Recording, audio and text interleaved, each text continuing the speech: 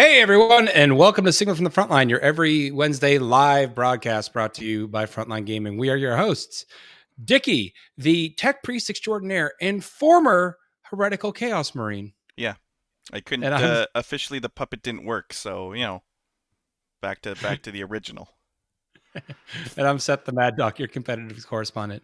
Dickie, bud, how you been doing? 2 weeks in a row with you as the co-host. Yeah.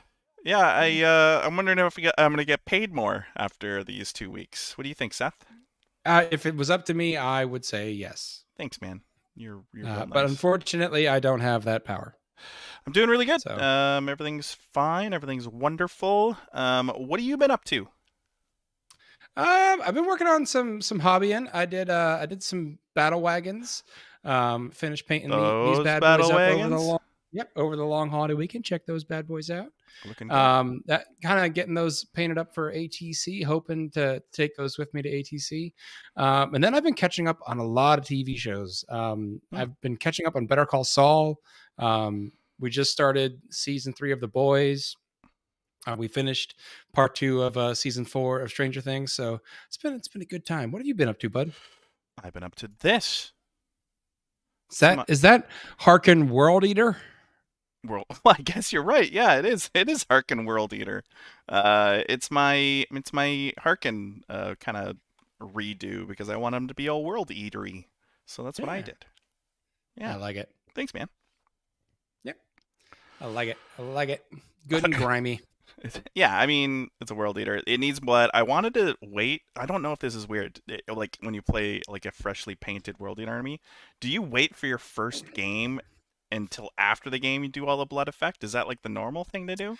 My friend with his nids, a unit doesn't get blood on it until it kills another unit in the Yeah. game. I think that would Yeah. be hilarious, right? So That's he has perfect. all of it, like his nids, like with their claws, like if they killed something, it's blood. But if it Yeah. hasn't yet, it's no blood effect. No bueno. Yeah. I I got think to that would earn be that super blood. fun. Yeah, I think that would be super fun. So I think that's something I'm gonna You're try. gonna have this like random squad of dudes that are just like, we don't have any They're all blood. clean. They're all like white and They're like, pristine. we keep getting screwed. You're like, you intentionally try to give them kills and they somehow flub it, and they're like, God damn it. Oh well. Why? Why? All right, well, let's get into the industry news. So, GW has been pumping out some models, but before we get to the new stuff, they did announce today. If you are a Warhammer Plus subscriber and you have the fancy dancy exclusive models, you do have to go on their website and order it. It's if you've got the subscription, it's free. I did mine today. I got the Auric War Boss instead of the Vindicar Assassin, but you have to go onto the website and order. And this is their last chance to order those models. So Oh, I got to if do you want that. those, yeah, if you want that model, you better get on there and order because you're not going to Oh, get one otherwise. I got to do that tonight. Oh yeah. Yeah. Thanks, man. Yeah, so make sure you do that if you guys got that subscription. Otherwise, you'll be a sad panda when everyone's got their cool Vindicar Assassin or Auric War Boss, What did you and you pick? don't. What did you I got pick? the Auric War Boss Oh, okay. Yeah, that makes because sense. I mean I don't have I have one I have a Space Marine army, but it's more of a hobby project than an It's a actual really army. pretty Vindicator assassin. Yeah, it's very pretty. Yeah, Don't get me wrong, but I feel like I'll get more use out of an orc model. So, I guess that makes they sense. they did preview the next set of models in the Legion of Voltan, and Oh yes, I, I gotta find those. Einhrin, I can't pronounce that. I'm thinking that's how it's pronounced. Einhrin Hearthguard, basically Terminator looking bros. Look at them. Look at that sweet dude. He got himself little. It looks like Space Marine legs, but then he's got like shoulders like no For tomorrow, like days, and I for believe that's a her days. too. Just Is that a her? yeah. Oh, all right. I can't tell on the screen here, but I'll take your word for it. I love the little like inbuilt sword gauntlet. I think that looks really cool. But they have like a sword, a Volkite, and a little shoulder grenade launcher. So yeah, they're looking pretty badass. Like Yeah, I and they're I think super these. short, right? They're like Yeah, super I short. mean, Yeah. they're space dwarfs. Okay. Well, I'm Yeah, just, I'm just yeah, saying, like they could. yeah. I guess they didn't have to make them super short. I like them. I, Okay. I like them. I think this is like my favorite Voltan model they've shown so far. So Hmm. this got me kind of pumped for them. So I think yeah, they're super cool. yeah. Necromunda got a bit of a preview as well for some new upcoming models. We have the new uh, propagandist and agitator, and I love that model. I think that model is amazing. I think we're going to see it in a lot of like conversions for like Chaos Marine armies. Like, you got a cultist unit or a banner or something like that. That guy looks just on point for that kind of role, don't you think? I think he's actually really pretty. Actually, yeah. Yeah. And then we have the agitator there who's preaching the downfall of something. I don't know. It's Necromunda. It could be anything. It could be the Lord, of the Hive. It could be He is Chaos. It could he is be the not dude who runs the bagel shop around the corner. Who yeah, knows? he is not a handsome man. Look, agitator is a role about being a convincing orator. It is Right. not about looks. Okay. Yeah. All I right. mean, trust Whatever. me, if charisma was entirely based on looks, I would have never landed this role. I So, guess. Well said, sir. Well said. hey. We got a bit of a preview of there's a preview coming this Sunday, but for Kill Team they previewed a little bit of a model that we might be seeing come this Sunday, which is the cats. Have you seen the cats? No. Scroll down. Scroll Keep down. going. Oh, I'm doing. Keep Going going. down. Keep Cat. going. Load more. Oh boy. Like, people Oh, could this just is do. live. I know. Like, geez, No, we're doing it ourselves. It's See what fun. happens I when like. Kicker's not here? We take time and look at websites.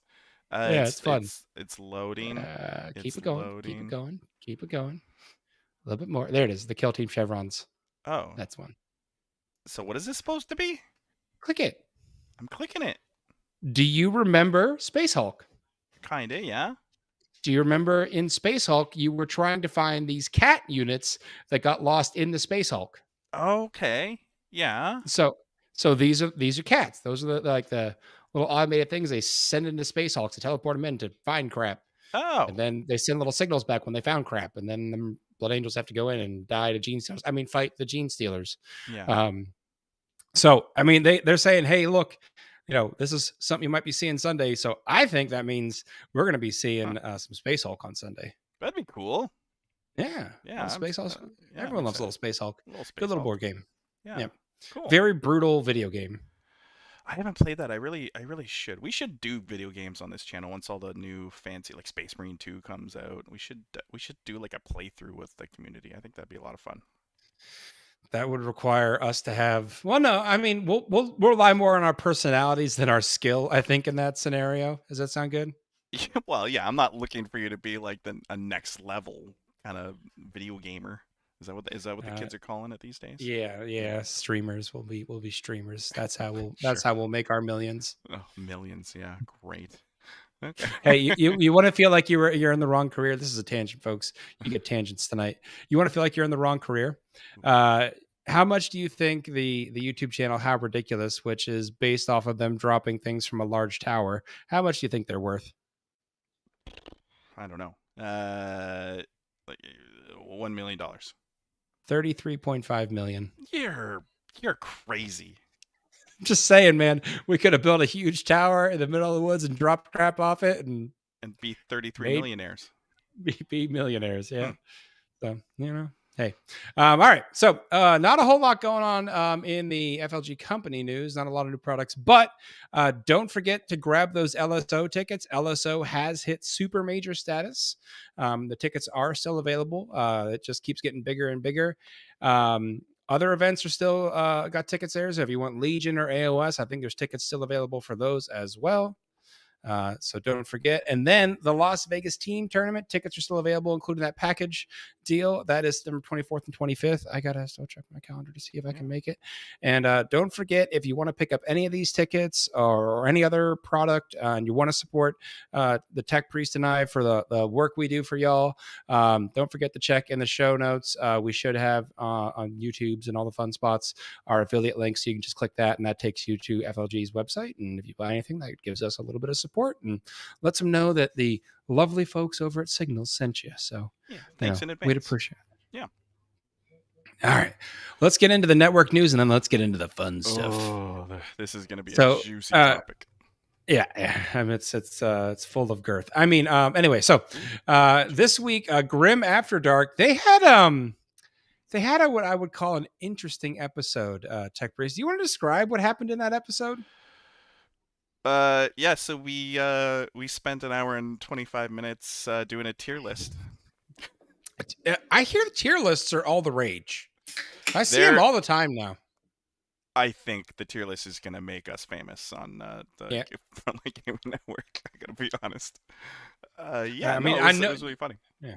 No Yeah, one's doing it like we're doing it, right? no, and I think we're the innovators Well, of it as well. well researched Yeah. from what I saw last night, Mm, or not last night, 2 nights ago, with in-depth discussion on each model's placing as a centerpiece. That was what you ranked yeah. centerpiece models. Yes.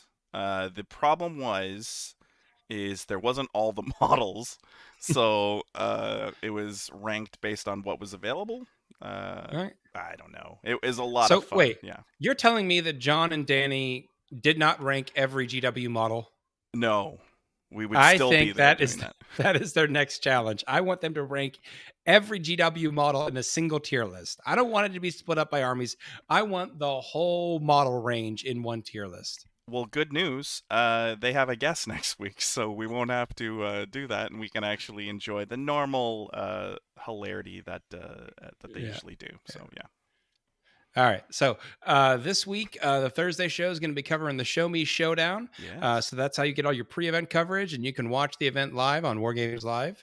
War Games Live, I believe, is going to be at LSO in 2 weeks. Yes, that's exciting, So isn't it? Yeah. yeah, it'll be good show to watch. Hmm. So check all that fun stuff out there. Don't forget to support their other shows, and specifically when supporting the other shows, remind them that Signals is the superior show Yep. on the network. Far If better. we were going to do a tier list of shows, I think we know where we would rank. I think maybe one week we do a tier list of FLG shows. I think that would be hilarious. Yeah, I mean, I have put the thought out there, and unfortunately, that means Thursday show and Grim have a shot of stealing that idea before we come back around next week. So, Oh I mean, no. if they do, that's just because they're cowardly. Yeah, exactly. All right. Okay, so let's get into the tabletop talk. The title of the show, does an extra inch really matter, Dickie? Yeah. I don't know, Seth. I was under a rock all week. What the heck happened? So, GW released another set of FAQs. A lot of it was just cleaning up a few things in the codexes. Okay. But in the main rulebook FAQ, they added a new set of rules for obscuring. And I quoted it here just to make sure I said it just like it was typed. And it Oh yeah, I says, was gonna pull it up too. for the obscuring keyword, while a model is within 1 inch of any area terrain feature with this trait, and the shortest line between it and an enemy model crosses over or through this terrain feature, then while those models are within 2 inches horizontally and 5 inches vertically of each other, they are within engagement range of each other. So they have extended engagement range for models in area obscuring terrain to 2 inches, which I Two think I've got inches some. though. Yeah, it's 2 inches. It doesn't sound like a lot. I've got some pictures kind of showing. I had a very busy night, folks, but I wanted to show you. So this is old obscuring. So these Gretchen on these 25 mil bases, they are more than an inch back from that wall. So if those mega knobs on 40 mil bases wanted to charge them, they would have to charge around the wall. They couldn't stop on their side of the wall. They have to completely clear the wall. Okay. So that's how things used to be. Okay. Now, so people didn't like that, these unchargeable units hiding behind walls. So now by extending that engagement range to 2 inches, if we go to the next image, the knobs are able to charge. And for the 2 inch engagement there, they are able to fight through that wall, even if they can't fit their bases on the other side of the wall. Now, that being said, only the front two knobs would be able to fight in this scenario. The back knob is not within a half an inch of a model that's within half an inch of the enemy. So it does decrease the number of attacks that you're going to get, but it allows those models to make that shorter charge. Okay. So say that Um, again. Say that again. So the back unit or the back guys Yeah, can't. there's three mega knobs there. The front rank that's touching the wall, they are within 2 inches, Yes. so they're in engagement range. And the way the fight phase reads, models in engagement range can fight, Yes. or models that are within half inch of another model that's within half inch of the enemy can fight. Oh. They haven't changed that. So the Okay. back I mega figured they would knob have in this changed that. picture, the back mega knob in this picture would not be able to fight those Gretchen. Nor would Ah. the back rank of Gretchen be able to fight the mega knobs. Not that they're going to be alive, I but was gonna say those in Gretchen are not in a good place right now. Hey man, I grabbed some 25 mil bases and I grabbed some 40 mil bases. That was what I'm I was just doing. joking. Thank you, Yeah. Seth, for this. Like But and this is clearing it up. This has introduced some weird rules interaction that I don't think was intended. Huh. Um, so the other thing, the next image, if you try to sit 2 inches back from the wall, that gap is now large enough that a 40 mil base model would be able to sit between you and the wall. So if you're like, I'm going to sit 2 inches back from the wall so that you can't charge me from your other side of the wall, the gap Right. is large enough to fit 40 mils. 50 mil bases, I believe, don't fit. So 40 mils are probably about the biggest you're going to get in that little gap there between the wall and the Gretchen. But again, a lot of assault units are on 40s or smaller. Your Terminators, your Space Marines, those are on 32s. So a lot of Eldar and Drukari and Harlequins, they're 25 mil bases. So it opens up so that a lot of these models are able to charge and interact with units on the other side. But because of the wording, it's while you're in these area terrains with obscuring, you have a 2 inch engagement. So Right. what that means is here's a really weird set of interactions. So the next image is the Gretchen are a bit farther back. They are out of the area terrain. The Yes. knobs make a charge, and the mega knobs are within area terrain. So that mega knob unit is within 2 inches and it can fight. So it can punch the Gretchen. But when it piles in after it fights, it can move out of the area terrain and still end up Ah. closer to the Gretchen. And so the next image is they are out of the area terrain. They are closer to the Gretchen, but now they're outside of 1 inch of the Gretchen. So the Gretchen are not in engagement range and the Gretchen don't get to Can't fight back. activate. Okay. So I don't think that's an intended interaction, but that's something that folks need to be mindful of. You might have I mean, the strictest interpretation of the rules is that is right. That works. But that's probably not the intention from GW. So I would not be surprised to see some sort of FAQ to the FAQ clearing that up in the next few days. But right now, that is something to be mindful of. The other thing is, while you have a unit sitting in a ruin, it is a 2 inch engagement range, and the movement set phase says you cannot move with an engagement. So that projects a 2 inch bubble of you can't move here. So that can make a bit of a bigger bubble for things like movement blocking and potentially screening out some folks. Okay. But speaking of screening out, the World Eater in you, Tech Priest Dickie, it Oh. was excited about another effect Yeah. that you were talking about that might make your life a little easier. Charges. Oh yeah, I totally forgot. How long? Jeez, man, my brain's a mush pit. It's been 20 minutes since we. So charges into a unit that is in cover is easier Yep. now, right? Yep. Yep. Because you only have to get within 2 inches to be within engagement. So it effectively shortens your charge by an inch. So Wow. you'll deep strike 9 inches away. And normally you would have to roll that 9 to succeed on that Yeah, yeah, charge. yeah, Now you just have to roll an 8. And isn't yeah. 8 like the holy number of some chaos god? It's the number. It's Yeah, that number. Hmm. yeah. 8 So rerollable. yeah, keep that in mind, folks, because that is definitely you're going to get caught out if you're not prepared for that. If Yeah, you're not thinking about, hey, because an 8 inch is not statistically as bad as a 9, obviously, and there's yeah. plenty of units out there that can get bonuses to their charge Play a distance. plus one So, to charge. Yeah, or even the that's true. chaplain, isn't the chaplain +2? I believe The the chaplain might chaplain be. is +2 to charge. Yeah. So now you're talking about a 6 inch charge on a deep strike. Yeah. I did That's see someone post on the KS Space Marine Facebook page that there's a way to have a 4 inch charge coming out of Deep Strike, and I don't like honestly that's not intended. I believe yeah. one of their designer notes said that when you Deep Strike they want it to be a pure 9 inch. So Yeah. I have a feeling this But will be changed lickety split. But right now, yeah. So just keep that in mind because we all get in the habit of, we're putting, like in this picture, I usually put my Gretchen, behind a piece of obscuring terrain, and if it's complete line of sighting on the bottom floor, I'll stick them in there just so they're really, really hidden. So, that's got to be something that you think about in the future because it's going to make them easier for folks to get to you.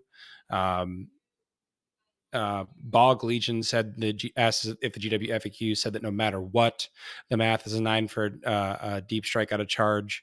Mm. It is in terms of like without Placement. Yeah. modifiers.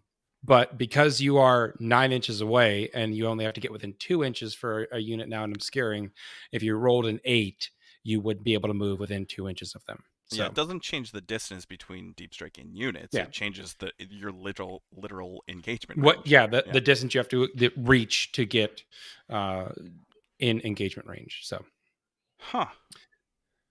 type reaches keys. What was this? What Oh did they yeah, say? he's talking. This Crushing a Fool is talking about basically the triangle Yes. heresy, Yeah. where people were saying, "Oh, I'm 9 inches away, but I'm elevated." Yeah, because you're So supposed to measure from hull, like it was the whole plane yeah, thing. it So you was a measure from hull to, whole but mess. yeah, Yeah, it was a whole mess. But they'll so that was fix why it. that FAQ specifically was like, yeah, it doesn't matter if your model is 2 inches up, and then only an 8 inch charge. They said it has to be 9. So they might stick with that ruling. That's something to keep an eye out and watch for. I have a feeling that this particular rule is going to evolve a bit over the next few Yeah. weeks. As a World Eater player, I'm more than content with this rule. As a current stance, I'm pretty as happy that. as someone who likes mega knobs on 40 mil bases, I love this rule Yeah, because it makes it a lot easier for me to complete charges, and a lot harder for people to prevent me from making those charges by yeah, like being I'm an inch point 1.1 inch away from the wall. You can't charge me through the wall and you can't fit your base, so you got to come around. And I'm like, yeah, I only move 5 inches. I don't yeah. want to walk No, around the wall. wow, crazy. So Yeah, that was yeah, that was a so pretty that's a pretty intense change. So yeah, yeah, it was a simple change on the surface, but the effects of it are a lot bigger than we think, I think. So just keep an eye on that, folks. All right. Well, let's get on to our kind of competitive news segment. I you've been around the network for a while, Tech Pre Sticky. yeah. Do you remember a time before the illustrious 40K Stat Center? Yeah, of course. In the Yeah, before times where we made decisions about what the meta was and what was doing well based on our gut. yes. Do you want to go back to those times? No, I made the No, worst list ever. Yeah. yeah. No. So I really want to talk about making some data driven decisions when it comes to selecting your armies. Hmm. Um, that whole process of actually having data to look at that started with 40K Stats Center and 40kstats.com run by Peter the Falcon. I love you, brother. Caw. When they Wait. started that, oh, there he is. Hello. Hi, Falcon. How you doing? Thanks for joining the show. Um, thank you. Nice to see you, bud. A In homage, if you homage. will. When they started this process, they were talking about doing 2, maybe 3 big events a week on Stat Center. Peter was tracking, maybe a half dozen events a week. 40K has exploded since those times. Yeah. There are dozens and dozens of events. You work the Thursday show every week. They're always having to weed through what events to cover, right? Yeah. No, it's there's a lot of events. Like during the beginning of this show, which most people don't see, obviously, is I have to go through the list of events and identify what ones A we're covering and B that I'm going to put on the ticker. So I like putting it on the ticker so people can see all the events, and it's so huge. There's so many events. So Yeah. yeah. It quickly grew beyond something that just one man, no matter how dedicated he was able to. So, 40K Stat Center has joined Goonhammer. That has helped with the workflow a lot, and you can check out a lot of the information there. But in Peter's absence, there was a newcomer to the scene. Huh. That was the former podcast 40K Fight Club. Now branching off and doing their own solo gig called 40K or called Stat Check, not 40K Stat Check. I keep wanting to call them that. It's called Stat Check. These guys have some really good infographics. If you're kind of a visual learner, this is a great place to go Hmm. and see. Literally, they have a very nice. They have a couple people working on just collecting the data, and they have a very nice way of displaying that in a Tableau. So use this information to your benefit. If you're trying to go to an event and you're trying to figure out what the meta is going to be, sources like those, 40K Stats and Stat Check, are a great way to see what armies are actually popular at these larger events. A lot of us know what's popular in our local store and our local meta, but if you're traveling to something bigger, say like LSO, Hmm. and you want to get a good idea of what to expect there, go check those sources. That's going to show you just prevalence, what armies are more popular, what are you going to see more of, Hmm. as well as what armies are winning. And you can look at army win percentage. Yeah. And this is a great way to help figure out, like, can my army that I want to take, why am I green? So there is a reason for that. Apparently, there was a large amount of was in the chat, and it turned you Oh, green. if there's Sorry. enough was in the chat, Yeah. I get turned green. Got Apparently, it. it's an automated system. I don't know what to tell Well, you. Yeah. now we know. Yeah. But if you're trying to figure out, how do you what's the meta going to look like, and what do you need to take in your list to deal with, looking at what armies are winning frequently, and looking at kind of the frequency of what armies are showing up in the events. And so sources like these are great. I don't think we utilize them enough. The stats check crew I know are going to be doing a weekly show. Nice. So you can if you're an auditory learner, you can learn that way. Goonhammer, those guys are more of the written word. So you can read there, and then they've got a bunch of visual images for you over on StatCheck. So use all your sources, folks. Make some informed decisions, and try to wreck the meta at LSO, because we don't know what the meta is anymore. Everything's Yeah. changed. What do you think is going to be? What's your gut say? Orcs. Is that just? But that's my gut. That's what my gut says. Oh, My heart says, I think Necrons. I've played a few test games in the Necrons, and they have some really, really good secondaries. And to me, armies that have good inbuilt secondaries now are head and shoulders above the competition. And they have some really good secondaries that make them really easy for them to score. They've got we all know that they got a bunch of points decreases. They've got a bunch of new core keyword on a bunch of units, which really opens up a lot of their buffs and combos. So I think Necrons are going to surprise some folks. And everyone had a bunch of Necrons laying around because it was in that starter set. Yeah, it turns out if you give everything core, it's good. Yeah. Yeah. I wish they would give out core more to my orcs. Or Can I get Chaos more Marines. core? Yeah. Yeah. I feel you. Yeah. That's awesome. All right. So let's get into the ITC recap for the week. The best ranking system out there, mainly because of a certain ranking that I might explain later. But let's get into our 40K competitive track. You got it. Bye, Falcon. Wow, he just flew away. He did. That's why I said goodbye to him. Okay. You got to say goodbye to your Falcon. All right. So our number one this week is Vic VJ, followed closely by number two, behind just 20 points or so, is Manny Chima. And then 2 points behind Manny is David Gaylord. So really, really tight top three there. Yeah. Coming in at number four. Okay, I was going to say. Number four is Innes Wilson. Yeah. And I say this because I have to be transparent, folks. Stats Check is running their own ranking system that is not based off the ITC system. It is based on their own internal data. And Innes is part of Stat Check. And if you go over to their website and see who's ranked number one, it's Innes Wilson on their website. I think there's some collusion there. What do you think, Tech Priest? I mean, you don't see either of us on the top, right? Yeah, no. I have to stop streaming events in order to start playing. But yeah, you're totally right. Yeah. Collusion for sure. All right. And then our number five, carrying the American flag loudly and proudly, is Thomas Ogden. So thanks, Thomas, for keeping USA in the ranking system. I think we have stats. Oh, yeah. They might have infiltrated our chat tonight. We'll keep an eye on those guys. Yeah, we might have to issue the ban hammer later. We'll find out.